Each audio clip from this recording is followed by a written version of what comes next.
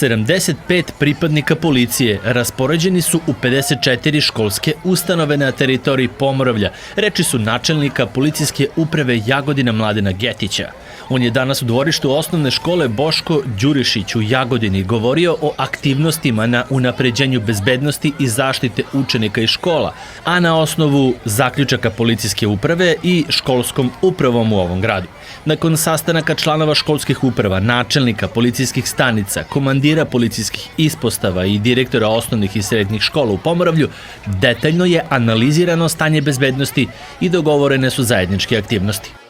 Od danas, 1. septembra, policijski službenici, policije opšte nadležnosti, kriminalističke policije, saobraćajne policije, bit će prisutni u svim osnovnim i srednjim školama na području Pomoravskog okruga. Pripadnici saobraćajne policije bit će prisutni u neposrednoj blizini škola i vršit će pojačanu kontrolu saobraćaja u zoni škola.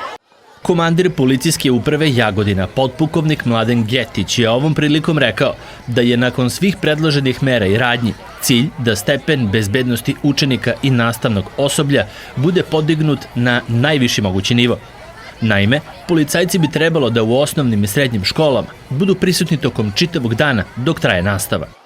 Istakao bih da su policijski službenici u dovoljnoj meri obučeni i osposobljeni da prepoznaju sve potencijalne rizike i pretnje po bezbednost učenika i škola i da na adekvatan način na njih odreaguju. Getić je poručio roditeljima da će policijski službenici preduzeti sve da bi se njihova deca osjećala bezbedno u školama, kako bi se posvetila učenju i postizanju što boljih rezultata tokom ove školske godine.